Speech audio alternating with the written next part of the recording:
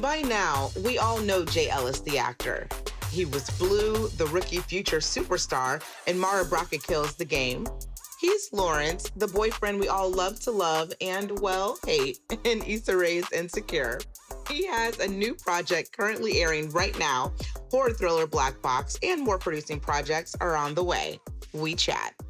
So we know who Jay Ellis, the actor, is, but now you're introducing us to Jay Ellis, the producer and the director. Why the focus behind the camera?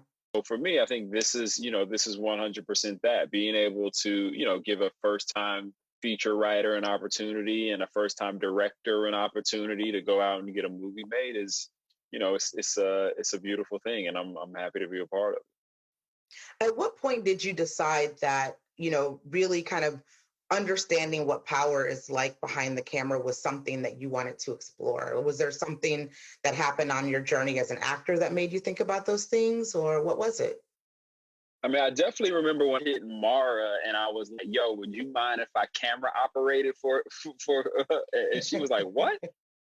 And I was like, the DP said it was cool. I want to understand what it's like to like hold the camera and what it looks like on that side. And I think as an actor, I wanted to better understand how the camera saw my work and what I was doing and what lenses worked in what way and why they worked. So I feel like I love storytelling from, one end all the way to the other. And, acting is my passion. It's what I will always do first and foremost, to the day the casket drops. But I definitely think there are other ways to be a part of storytelling because I can't be in every single thing all the time. How does working behind the camera change what you do in front of the camera? I don't think it changes my process in any way. I think I still prepare in the same way. I still think about my characters in the same way or their thoughts in the same way and try to think about what's going on and all the white space on the page between the lines. I don't think any of that really changes. I think I better understand, my movement maybe, you know what I'm saying? Yeah. And it depending on what size lens, that is pointed at me, I understand, how big or how small my movement may need to be. But outside of that, I think, it's really just about, respecting all, even having even more respect and reverence for all the people that I get to go make a film with or make a TV show with. Yeah. Now, this is your first feature film that you produced, right? Yeah, it is. What made this the right first time out for you? Because it is a horror movie. And while I am happy, let me say this, while I am happy that Black folks have a seat at the table in this genre, I'm upset because that means that I lose sleep because I have to watch all of this stuff that you guys then we did our job. You know what I'm saying?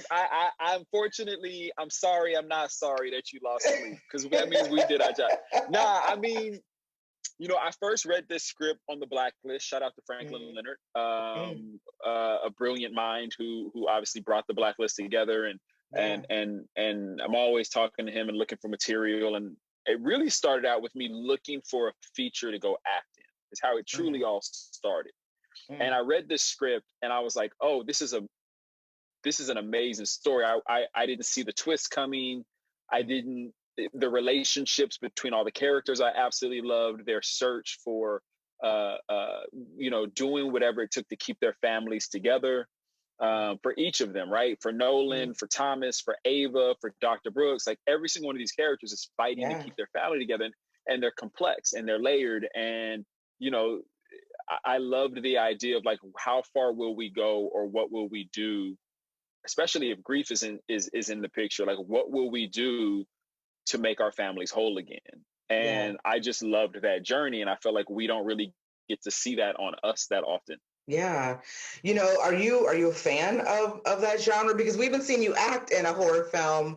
I do love the genre. I think, I think about psychological thrillers and lo-fi thrillers and hi-fi thrillers and horrors. And I mean, I've loved that genre, I think, as much as a lot of my friends and family have loved it. But often what happens is we don't get very far in the story. And I think now what we're starting to see is that is changing. And not only that, but like there is a version of horror that we live or our ancestors have lived every single day that with nuance can be told, in really interesting and complex stories. And so, yeah, I'm a fan of it. And I think, if the right project came along for me as an actor, 100%, I would definitely dive in.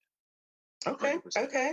Yeah. Okay. So you will basically make my sleep pattern even worse. Thank you. Even worse. Yeah. I'm trying to get you down to 45 minutes a night if I can.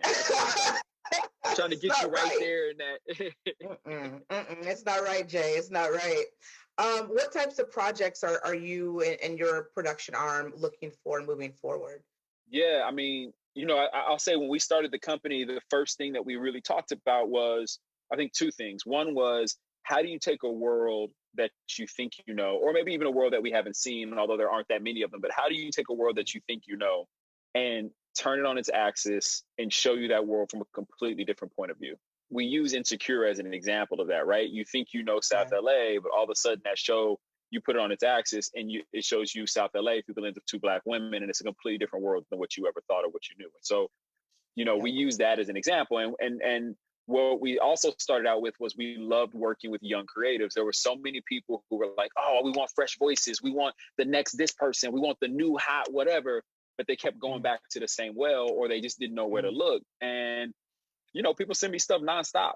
Like, I get DMs, I get tweets, I get, sent somebody know my mama at church, and that something gets sent to me. Like, I get stuff all kinds of ways. And so, one of the things that we've been really, really good at in both the TV space and the film space is really taking unique, authentic, younger voices and really helping them shape their vision and create their projects to then go out and sell. And so that spans across a bunch of different genres. I mean, in TV, we work a lot in comedy. We work a lot in the half-hour space. And then in features, it's a little bit of everything. One thing that 2020 has brought us, it has brought us so many things, but one thing is that we are kind of universally challenging corporations, and Hollywood is not exempt from that, to make sure that they are being equitable and focusing on telling diverse stories in the case of Hollywood in particular. Are you experiencing a shift? Has that started to happen for you just yet? Yeah, I'll say, I think you're right. I think there's a couple things. I think when you just kind of like take a step back and like statistically look at consumption, we watch a lot of TV. We watch a lot of movies. We like to be entertained, and we rarely have a seat. We have not had a lot of seats at the table.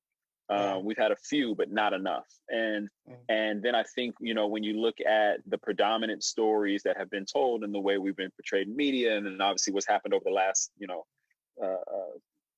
years, but let's just go with 2020 in the last 6 months. Right. Let's just start there. But yes, you're right. I think a lot of the studios, both in the TV space and the feature space, and a lot of the networks are truly making it a priority, right? To make sure that they go out and meet the people they never knew about, or find a way to hear about the people they never heard about and get them in a room and have a conversation with them. And I mean, I have to imagine that at some point we're going to see a project that you have produced that you also are starring in as well. And I would love to hear, kind of what that dynamic may feel like for you, and what that balance might be like, or at least what your expectations are of that. Yeah, I think one of the reasons that I, again, got like really excited about producing Black Box is like being able to like truly step back and be in that space and cut my teeth, right? And really, before I jump into producing and acting in a thing, or producing, directing, and acting in a thing, I wanted to make sure that like I am doing the work in each of those spaces and ticking the boxes, right? And so the next thing, hopefully, I am both producing and acting in. I mean, that's the plan. That's the big goal, obviously, and what we're kind of marching towards. But I love all kinds of stories. I love all of those things. Jay Ellis, it's always really great to talk with you. Thank you so much for coming back. And listen, we're already ready for this next season of Insecure, so bring it.